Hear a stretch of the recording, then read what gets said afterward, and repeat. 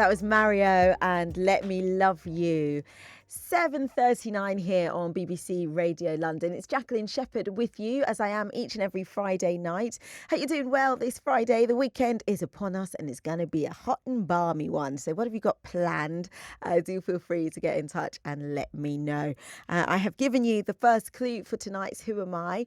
So if you think you have got the answer, then get in touch. It's really rolling. It's going to be testing your history prowess this evening. So if you do think you've got it and you don't normally play, do play along tonight. We would love to hear from you. The text 81333, the WhatsApp 08321 Start your messages with the word London or give us a call tonight on 0800 731 2000. I am going to get into my first studio guest of the evening and very excited to have this conversation.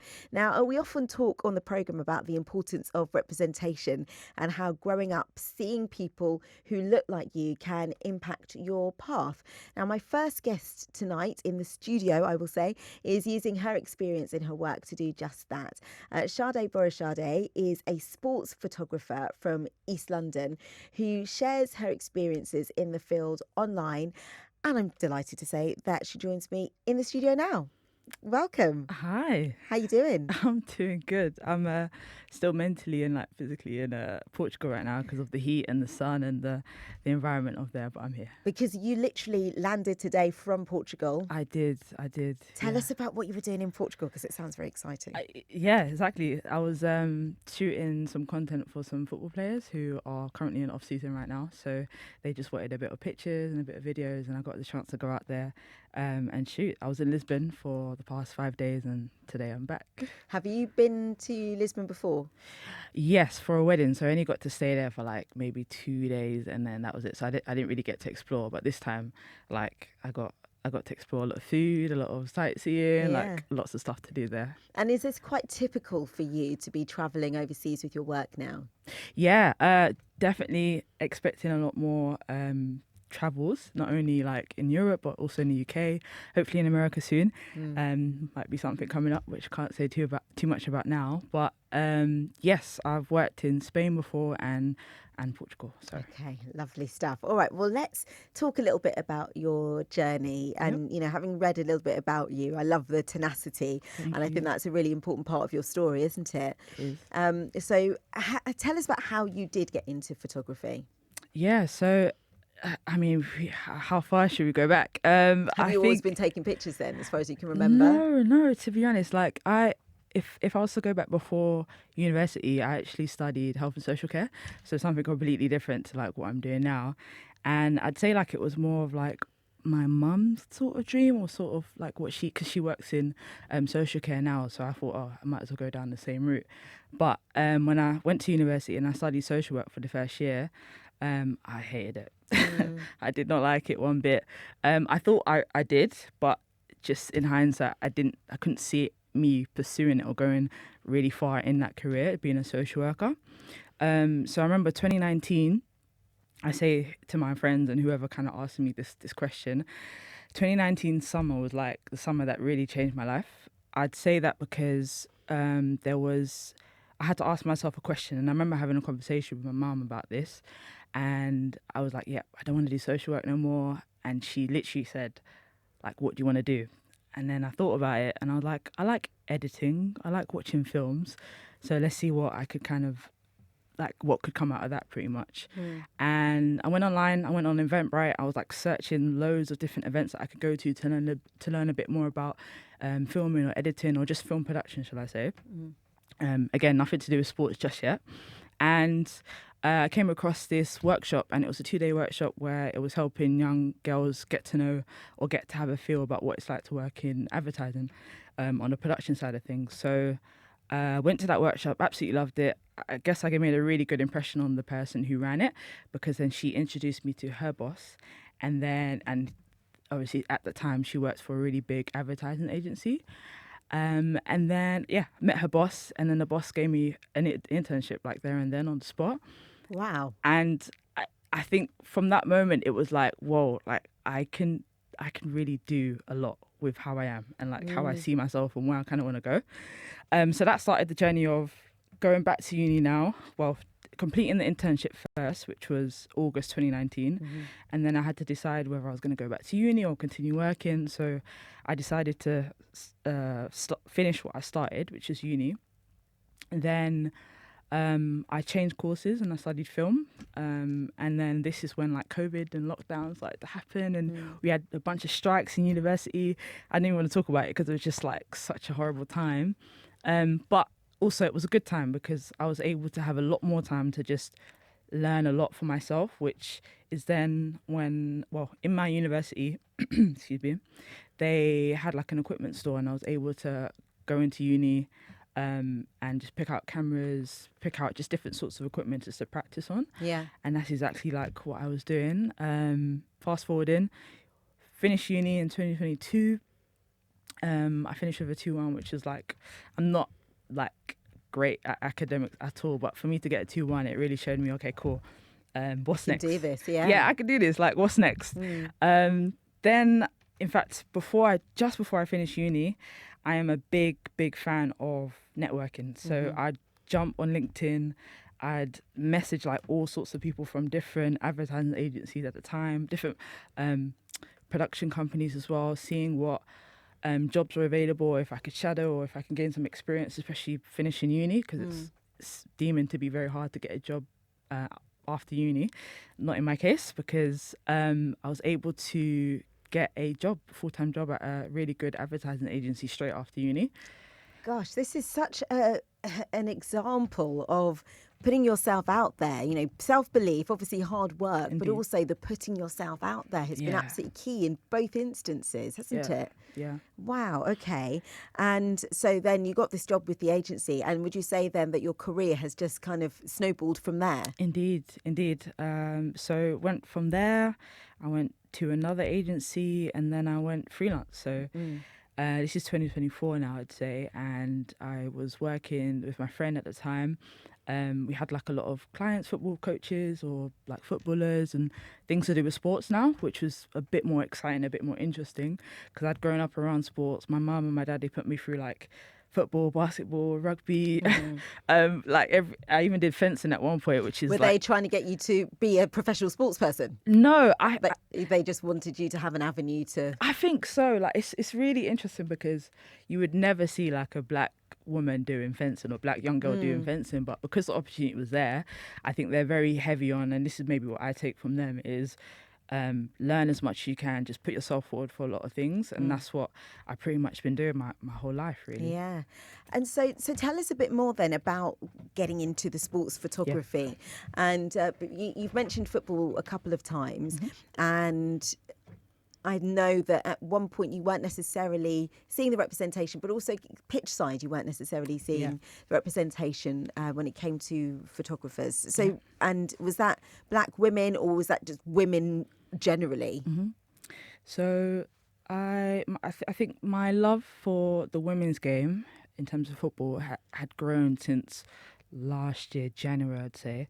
Like that's when I really saw and was involved in a lot of like programs to do with women's football. For example, the Google Pixel FC Academy that I was on, and that showed me that there is really like a lack of representation in terms of media for women, and then it's even more for black women. Yeah. And I remember going to a Chelsea game because I support Chelsea, and like I was looking on the sidelines because at this point I was doing like content, videoing and taking pictures and stuff.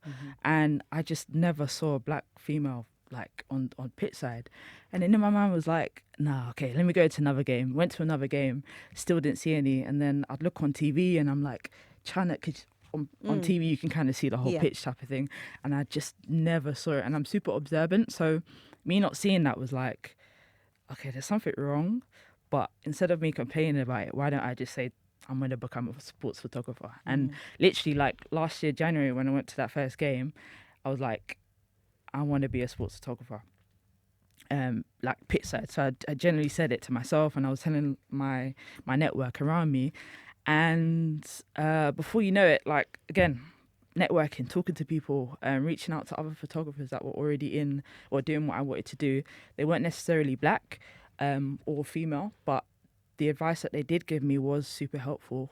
And I was able to jump on the program called BComs, which is where they help like underprivileged or underrepresented young people get more involved in sports media. So that that was where everything started to kind of like fall into place now, and I was able to get my first like media accreditation for a Chelsea game, women's game, and it in Kings Meadow, which is in Surrey, and that was just like a huge milestone for me because it was like I said this a year ago.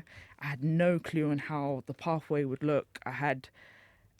Again, I was going to people who couldn't really relate to me, but did give me advice. Yeah. But it was still difficult because I wasn't seeing anyone like me doing what I wanted to do. So then I wonder what the reaction has been like to you from your peers, your photographer peers, but then more so to your subjects. Has it been, refreshing for them to see a black woman pitch side taking the photographs? What's the reaction been like from them? Yeah, like alongside Pitside, I do like other shoots as well, Yeah. and it's so surprising because I shot for a football coach and his like group of players that he was coaching, and he was generally shocked to see me because I was booked for it, but they don't really know who they're gonna get, and he was like, oh, like you're Sade? I was like, yeah, like I'm a sports photographer.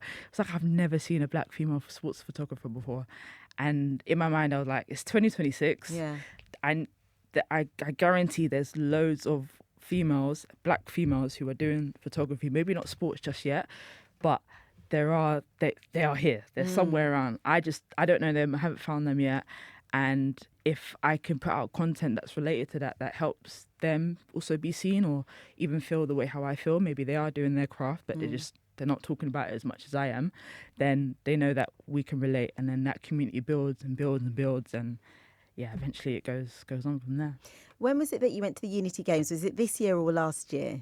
This year. This year. Yeah, like literally a month ago, 2 months ago now. Yeah. We were talking about it just in anticipation of it on the programme, actually. Oh, nice. And I know that you went there because you wanted to network again, put yourself out there and potentially meet other like-minded and other black female photographers. Indeed. And how did that go? Did you get to? Yeah, no, it's so funny. I'm going to shout out her name. I don't know if she's listening, but Beverly, you are amazing because she was one of the, I didn't see her. So it was three days that I was at the Unity Cup, and on the second day, yeah, the second day, I was already kind of mingling with all the other photographers who were some of them were like black men, white men, but there wasn't much like females again. And then she like tapped me, and I turned around, and she had a camera in her hand. She's a black woman, and I said, I'm so happy to see you. I don't know who you are, but I'm like, I can't believe you're here. Like, I do so much content surrounding exactly who we are, and like, give me your Instagram, we're gonna connect, like let's work together type of thing.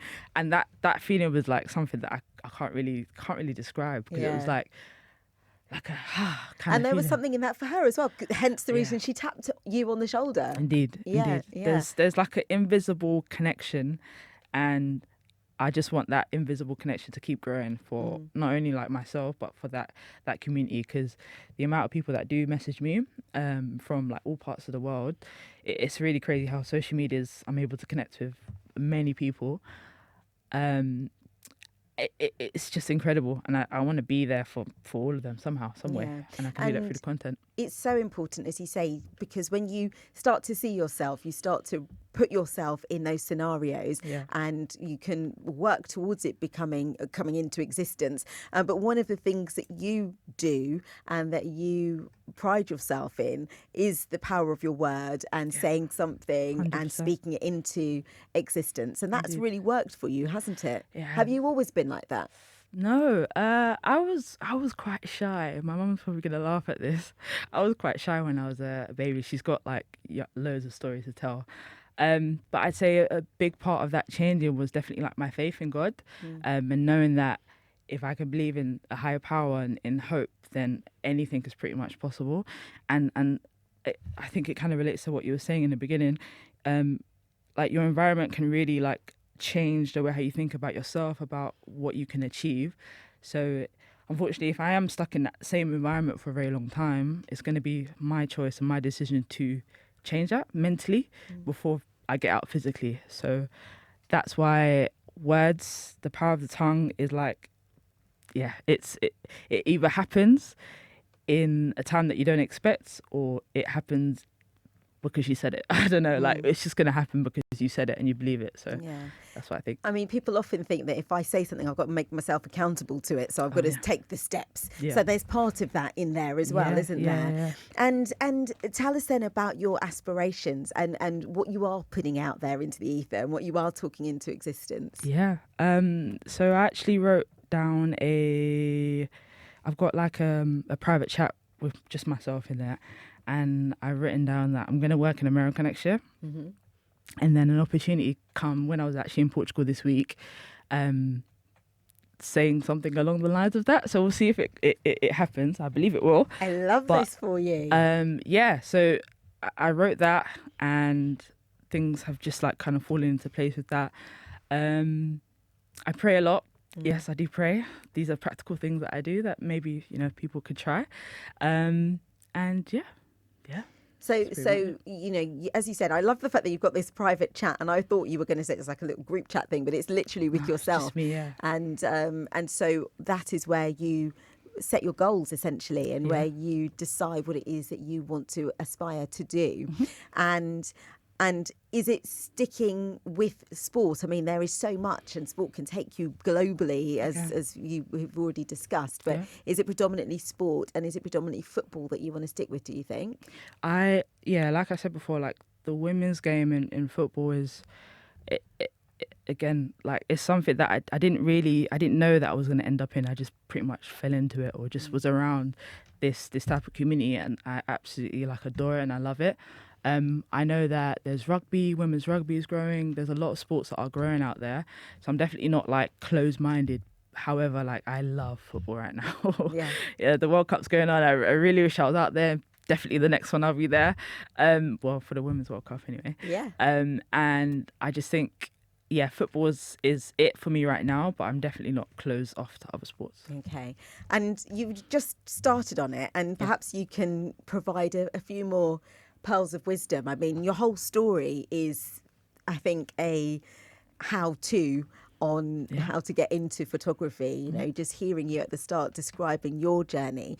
But if you were going to give a couple of tips or pieces of advice to listeners, maybe someone's child is thinking along the lines, you know, I would love to do that, I just don't see myself represented. What would you say to them?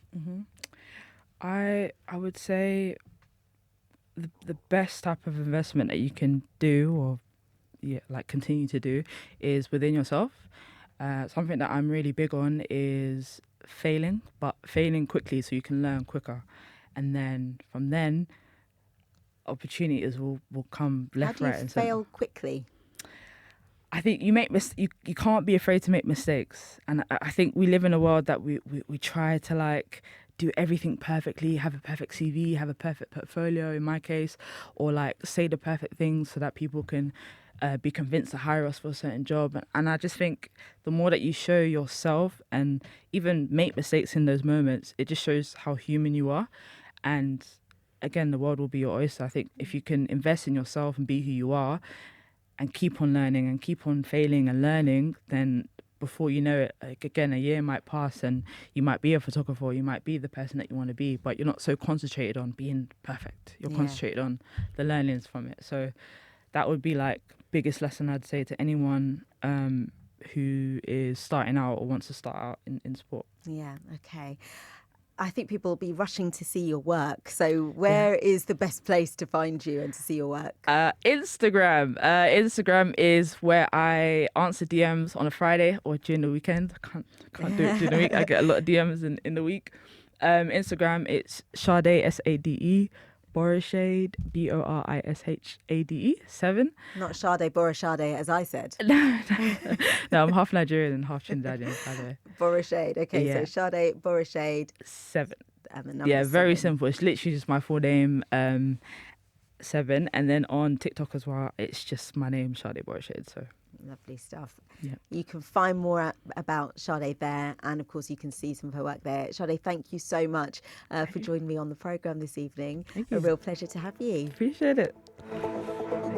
So, still to come on the programme, we will be providing you with clue number 2 for Who Am I? Oh, we've got a few right answers. I will announce your names just after the news at 8 o'clock. We're going to be talking a little bit about the Windrush, and of course, we are going to be talking about a new book, The Talk of the Party, and I'll have an actor joining me in the final hour of the show. First up, it's news at 8 o'clock. On the BBC Sounds app, on your smart speaker, Play BBC Radio London.